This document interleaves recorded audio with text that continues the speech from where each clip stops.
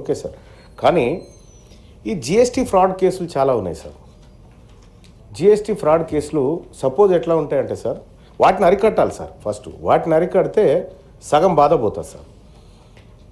2 కంపెనీలు పుట్టిస్తాడు ఆయనే. ఈ కంపెనీ నుంచి ఈ కంపెనీకి వస్తువులు అమ్మినట్టుగా చెప్తాడు. 18% జిఎస్టీ మళ్ళీ ప్రభుత్వం నుంచి మళ్ళీ వసూలు చేసుకుంటాడు సార్. ఇట్లా అనేకమైనటువంటి మోసాలు జరుగుతూ ఉన్నాయి సార్. నకిలీ ఆధార్ కార్డులు, నకిలీ ఓటర్ ఐడి కార్డులు పెట్టి కంపెనీలు సృష్టించి వే బిల్లులు అని చెప్పి రకరకాల జిఎస్టీ ఫ్రాడ్లు జరుగుతూ ఉన్నాయి సార్. ఇవి పెద్ద వ్యాపారస్తులు ఇవి చేస్తారు. కానీ చిన్న చిన్న వ్యాపారస్తుల పరిస్థితి ఏంటి సార్? మరి వాళ్ళకు సీఏలు పూర్తిగా అవగాహన ఉండదు, జిఎస్టీ మీద పెద్దగా అవగాహన అవేమి ఉండవు సార్. సో కాబట్టి చిన్న వ్యాపారాలను దృష్టిలో పెట్టుకొని కూడా కొన్ని చట్టాలు చేయాల్సినటువంటి అవసరం ఉంటుంది సార్. ఇప్పుడు 74A తీసుకొచ్చినారు సార్. ఇందులో 74A, గతంలో 73, 74 ఉండే సార్. 73 ఏమో నాన్ ఫ్రాడ్, 74 ఏమో ఫ్రాడ్ ఉండే. ఈ రెండింటిని కలిపి 74A తీసుకొచ్చినారు సార్.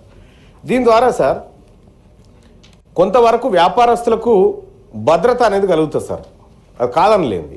ఎందుకంటే అప్పుడు జిఎస్టీ అధికారి వచ్చి డైరెక్ట్ పట్టుకొని దాని మీద కేసు మీద ఫ్రాడ్ అని రాసిపోతే కథమే సార్. ఇక అంటే కోర్టులలో విచారణ తేలక ముందుకే ఈయన ఫ్రాడ్ అని రాసిపోతాడు. ఫస్ట్ రాసిపోగానే ఈయనే దోష అవుతూ ఉంటాడు సార్. చివరిలో విచారణ అనంతరం ఆయన దోష కాదా అనేది కోర్టులు చెప్తాయి సార్. అట్లా అదొక సమస్య ఉండే సార్. దాన్ని సవరించినందుకు ప్రభుత్వానికి కూడా ధన్యవాదాలు తెలియజేస్తూ ఉన్నా. కానీ కాకపోతే ఏంటంటే సార్, ఈ చిన్న వ్యాపారులు ఎక్కువగా ఈ అవగాహన లేని కారణంగా కొన్ని ఫ్రాడ్ కేసులలో కానీ లేకపోతే కొన్ని నాన్ ఫ్రాడ్ కేసులలో కానీ ఇరికేటువంటి అవకాశం ఎక్కువగా ఉంది. సో వాళ్ళని అవేర్నెస్ చేసేటువంటి కార్యక్రమం ప్రభుత్వం చేపట్టాలి సార్. ఇక సార్ ఈ జిఎస్టీ కేసుల విషయం చూస్తే సార్ ఒకసారి మొత్తం సార్ భారతదేశంలో ఇప్పటికే 55,813 కేసులు ఇప్పుడు కోర్టులలో పెండింగ్ ఉన్నాయి సార్. ఇవన్నీ ఈ జిఎస్టీ ఎవేజన్ కేసులకు సంబంధించినటువంటి సార్. దాదాపు వీటి విలువ సార్ 1,60,000 కోట్ల విలువైనటువంటి పంచాయతీలు కోట్లలో ఇరుక్కున్నాయి సార్. సో వాటిని తగ్గించడం కోసం ఇది కొంతవరకు ఉపయోగపడ్డప్పటికీ దీంట్లో చిన్న వ్యాపారస్తుల ప్రయోజనాలు ఉంటే బాగుండేది, వాళ్ళకు రక్షణ చట్టం ఉంటే బాగుండేది. ఇప్పుడు ఇనుప ముక్క దొంగతనం చేసిన ఆయనకు అదే కథ, లేకపోతే లారీ ఎత్తుకొని పోయిన ఆయనకు కూడా అదే కథ అవుతుంది ఇలా.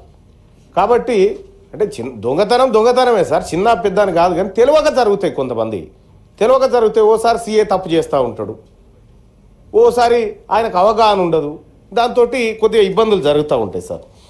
సార్ ఎవరైనా సరే పన్ను తక్కువగా చెల్లిస్తే అనుమానం వస్తుంది సార్. అనుమానం వస్తే నోటీస్ సర్వ్ చేస్తారు. నోటీస్ సర్వ్ చేసి వాళ్ళ వ్యాపారానికి సంబంధించినటువంటి రసీదులు కానీ ఇన్వాయిస్లు కానీ అన్నీ చెక్ చేసుకుంటారు సార్. చెక్ చేసుకొని తద్వారా నాన్ ఫ్రాడ్ అంటే తెలియక ఫ్రాడ్ చేసిండు అనుకుంటే సాధారణమైనటువంటి శిక్షతో అయిపోతుంది సార్.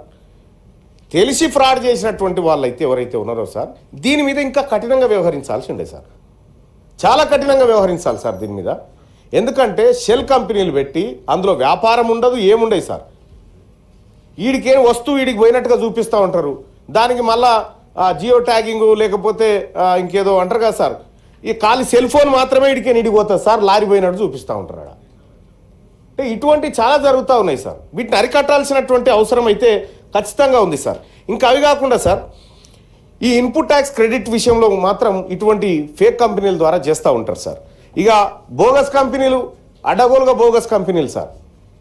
అందులో ఏం ట్రాన్సాక్షన్స్ ఉండయి, కేవలం ఓపెన్ చేస్తారు, ట్రాన్సాక్షన్ జరిగిన చాలా ఉన్నాయి సార్. ఉదాహరణలు గతంలో కూడా చూసినాం లేదు సార్.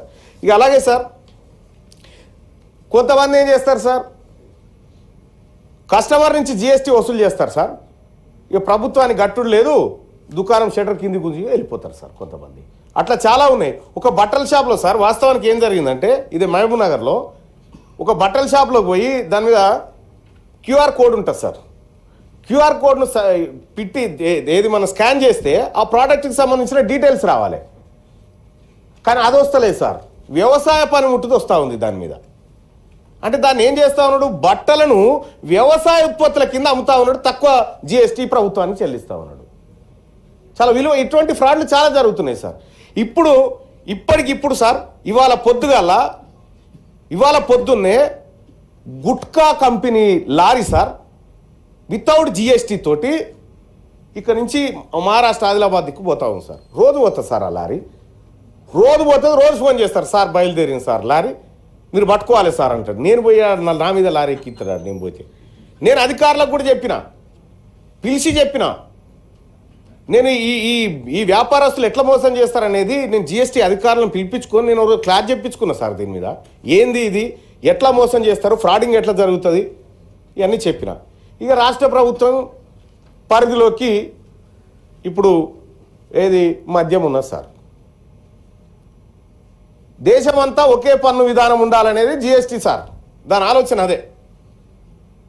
మేము 9% తీసుకుంటే మీరు 9%, మేము 5 తీసుకుంటే మీరు 5, మీరు 12 తీసుకుంటే మేము 12. పంపకాలు సమానంగా పంచుకుంటారు సార్ రాష్ట్ర ప్రభుత్వం, కేంద్ర ప్రభుత్వం. కానీ ఇక్కడ మద్యం ఉన్నది సార్. యాక్చువల్గా నేను ఒకసారి ఎక్సైజ్ అధికారులతో ఒకసారి క్లాస్ చెప్పించుకున్నాం సార్. మళ్ళా చెప్పించుకున్నటువంటి సందర్భంలో ఎంతకు తయారవుతుంది బాయ్సాప్ ఈ ఒక లిక్కర్ బాటిల్, క్వార్టర్ బాటిల్ ఎంతకు తయారవుతుంది అంటే 9 రూపాయలకు తయారవుతుంది అని చెప్తా ఉన్నాడు. 9 రూపాయల క్వార్టర్ బాటిల్ను 190 రూపాయలకు అమ్ముతా ఉన్నారు వీళ్ళు. అంటే దాని మీద ఎంత పన్ను అన్నట్టు? ఇది రాదా మరి జిఎస్టీ పరిధిలోకి? 18% ఎంత టాప్ ఉంటే అంతేయండి. మీరు 18% పన్ను వేయండి సార్ క్వార్టర్ మీద, 20 రూపాయలకే క్వార్టర్ సీసా దొరుకుతుంది. దాన్ని 180కి అమ్మబడితిరి. పెట్రోల్ డీజిల్ జిఎస్టీ పరిధిలోకి రావు, వాల్యూ యాడెడ్ ట్యాక్స్ దానికి. అంటే అంతర్జాతీయ మార్కెట్లో దాని ధరలు పెరిగినప్పుడల్లా ఇక్కడ మనం పన్నులు పెరుగుతూ ఉంటాయి అన్నట్టు. తెలంగాణ రాష్ట్రంలో మద్యం తర్వాత పెట్రోల్ డీజిల్ ఉత్పత్తుల మీద ఏది 10 రూపాయల లోపే. ఇంకా అంటే నేను జిఎస్టీ అంటా ఉన్నా. లేదు 9 రూపాయలకే తయారవుతుంది. దాని మీద 18% జిఎస్టీ వేసుకొని పోని. ఎంత టాప్ జిఎస్టీ ఎంత ఉంటే గంత వేసుకొని. ఈ కార్యక్రమం చేపడితే సర్కార్ అడ్డం పడుతుంది ఫస్ట్, ఎందుకంటే రెవెన్యూ అంతా దీని మీదనే ఉంది కాబట్టి. నేను ఏమంటానంటే కొద్దిగా చూసి ఈ వ్యాటు పరిధిలో ఉన్నటువంటి వస్తువులను కూడా జిఎస్టీ పరిధిలోకి తేవాలి. అసలైనటువంటి 1,60,000 కోట్ల విలువైనటువంటి సంపద వివాదాలు కోర్టులో ఉన్నాయి సార్. ఈ ఫ్రాడ్ను అరికడితే, ఈ ఇన్పుట్ ట్యాక్స్ క్రెడిట్ ఏదైతే ఉందో ఇందులో జరుగుతున్న అక్రమాలను అరికడితే వసూళ్లు పర్ఫెక్ట్గా ఉంటాయి సార్. అలాగే ఇప్పుడు మద్యం తాగేటువంటి వాళ్ళు ఉన్నారు సార్, వాళ్ళకు మీరు ఒక సమాధానం చెప్తే బాగుంటుంది. మేము క్వార్టర్ సీసా మీద ఎంత ట్యాక్స్ వేస్తూ ఉన్నాము, 9 రూపాయలకు తయారయ్యేది 190 రూపాయలకు ఎందుకు అంతా ఉంది మీకు అనేది ఒకసారి ప్రభుత్వం ప్రజలకు కూడా చెప్తే వాళ్ళు కూడా చూడ ఎట్లా వాడుకోనో దాన్ని అట్లా వాడుకుంటారని సూచన సార్. శ్రీ సత్యం నెల్లికంటి. అధ్యక్ష ధన్యవాదాలు. సరే, కేంద్ర ప్రభుత్వం